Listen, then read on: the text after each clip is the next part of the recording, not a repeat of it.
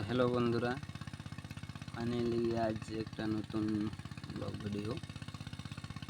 তো বড় ধান চাষ করা হবে,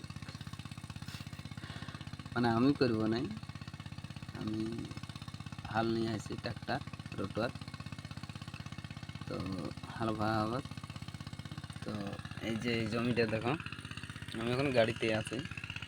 এই যে গাড়ি, এই যে রোটার, দুটা ক্ষেত কাদা করে আসিছি। তো আর একটা জল দিয়া চলছে, ওই যে দেখো ওই ধারে। আর এই যে ক্ষেতটা, আর এই যে দেখো চারাগুলো কেমন আছে অবশ্যই জানাবে। আর এইটা কত মিনিট লাগছে বাজতে তোমরা পরের ভিডিওতে পেয়ে যাবে। তো বেশি কিছু বলছি না, এতটুকুই।